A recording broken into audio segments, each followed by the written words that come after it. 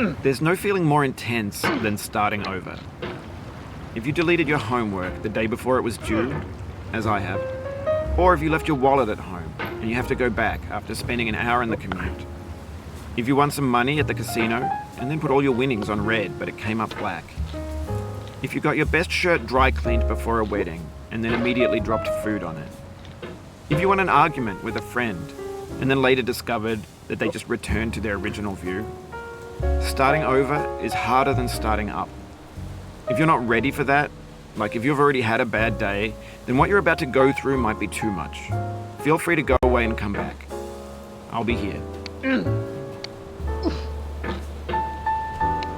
Alright, thanks for coming with me on this trip. I'll understand if you have to take a break at any point. Just find a safe place to stop and quit the game. And don't worry, I'll save your progress, always, even your mistakes. This game is a homage to a free game that came out in 2002, titled Sexy Hiking. The author of that game was Jazzuo, a mysterious Czech designer who was known at the time as the father of B games. And B games are rough assemblages of found objects. Designers slap them together very quickly and freely, and they're often too rough and unfriendly to gain much of a following. They're built more for the joy of building them than as polished products. In a certain way, Sexy Hiking is the perfect embodiment of a B game. It's built almost entirely out of found and recycled parts, and it's one of the most unusual and unfriendly games of its time. In it, your task is simply to drag yourself up a mountain with a hammer. And that act of climbing, in the digital world or in real life, has certain essential properties that give the game its flavor. No amount of forward progress is guaranteed. Some cliffs are too sheer or too slippery. And the player is constantly, unremittingly in danger of falling and losing everything. Anyway, when you start Sexy Hiking, you're standing next to this dead tree that blocks the way to the entire rest of the game. It might take you an hour to get over that tree, and a lot of people never got past it. You prod and you poke at it, exploring the limits of your reach and your strength, trying to find a way up and over. And there's a sense of truth in that lack of compromise. Most obstacles in video game worlds are fake. You can be completely confident in your ability to get through them once you have the correct method or the correct equipment or just by spending enough time. In that sense, every pixelated obstacle in Sexy Hiking is real. The obstacles in Sexy Hiking are unyielding, and that makes the game uniquely frustrating. But I'm not sure Jazzuo intended to make a frustrating game. The frustration is just essential to the act of climbing, and it's authentic to the process of building a game about climbing. A funny thing happened to me as I was building this mountain. I'd have an idea for a new obstacle, and I'd build it, test it, and it would usually turn out to be unreasonably hard. But I couldn't bring myself to make it easier. It already felt like my inability to get past the new obstacle was my fault as a player rather than as a builder. Imaginary mountains build themselves from our efforts to climb them, and it's our repeated attempts to reach the summit that turns those mountains into something real. No. When you're building a video game world, you're building with ideas, and that can be like working with quickset cement.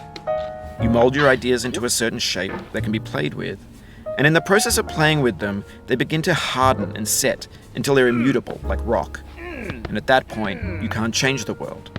Not without breaking it into pieces and starting fresh with new ideas. For years now, people have been predicting that games would soon be made out of prefabricated objects, bought in a store and assembled into a world. And for the most part, that hasn't happened, because the objects in the stores are trash. I don't mean they look bad or that they're badly made, although a lot of them are. I mean they're trash in the way that food becomes trash as soon as you put it in the sink. Things are made to be consumed and used in a certain context, and once the moment is gone, they transform into garbage. In the context of technology, those moments pass by in seconds. Over time, we've poured more and more refuse into this vast digital landfill that we call the internet. It now vastly outnumbers and outweighs the things that are fresh and untainted and unused. When everything around us is cultural trash, trash becomes the new medium, the lingua franca of the digital age. And you can build culture out of trash. But only trash culture. B games, B movies, B music, B philosophy. Maybe this is what digital culture is. A monstrous mountain of trash, the ash heap of creativity's fountain. A landfill with everything we ever thought of in it. Grand, infinite, and unsorted. There's 3D models of breakfast, Gen X's fanfic novels, scan magazines, green screen Shia LaBeouf, banned snuff scenes on LiveLeak. Facebook's got lifelike bots with unbranded adverts and candid shots of Kanye and Taylor Swift mashups, car crash epic failed GIFs, Russian dashcam vids, discussions of McRibs, discarded, forgotten, unrecycled, muddled, rotten, untitled. Everything's fresh for about 6 seconds, until some newer thing beckons, and we hit refresh. And there's years of persevering disappearing into the pile, out of style, out of sight. In this context, it's tempting to make friendly content that's gentle, that lets you churn through it but not earn it. Why make something demanding if it just gets piled up in the landfill, filed in with the bland things? When games were new, they wanted a lot from you. Daunting you, taunting you, resetting and delaying you. Players played stoically. Now everyone's turned off by that. They want to burn through it quickly, a quick fix for the fickle, some tricks for the clicks of the feckless. But that's not you, you're an acrobat. You could swallow a baseball bat. Now I know, most likely you're watching this on YouTube or Twitch, while some dude with 10 million views does it for you, like a baby bird being fed chewed up food. That's culture too. But on the off chance that you're playing this, what I'm saying is, trash is disposable, but maybe it doesn't have to be approachable. What's the feeling like? Are you stressed? I guess you don't hate it if you got this far. Feeling frustrated? It's underrated. An orange is sweet, juicy fruit locked inside a bitter peel. That's not how I feel about a challenge. I only want the bitterness. It's coffee. It's grapefruit. It's licorice. It feels like we're closer now. Composer and climber, designer and user. You could have refused, but you didn't. There was something in you that was hidden, that chose to continue. It means a lot to me that you've come this far, endured this much. Every wisecrack, every insensitivity, every setback you've forgiven me is a kingly gift that you've given me. Oh.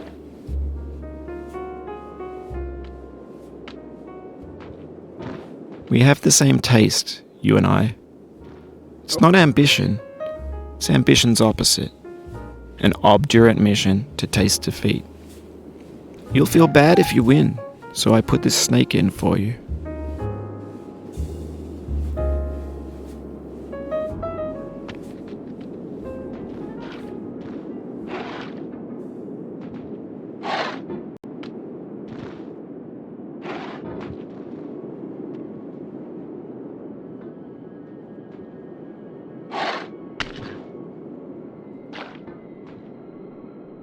Have you thought about who you are in this? Are you the man in the pot, Diogenes? Are you his hand? Are you the top of his hammer? I think not. Where your hand moves, the hammer may not follow, nor the man, nor the man's hand. In this you're his will, his intent, the embodied resolve in his uphill ascent. Now, you've conquered the ice cliff, the platforms, the church and the rectory, the living room and the factory, the playground, the construction site, the granite rocks and the lakeside. You've learned to hike. There's no way left to go but up, and in a moment I'll shut up. But let me say, I'm glad you came.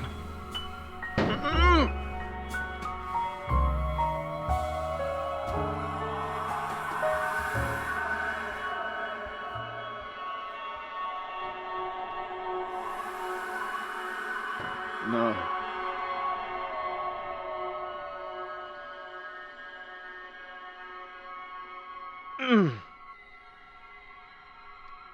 Oh no. What? I dedicate this game to you, the one who came this far.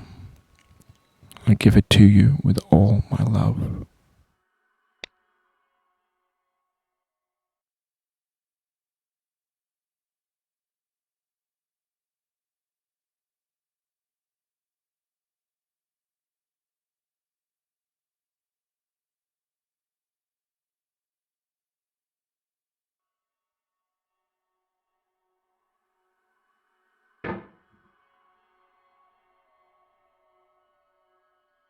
What?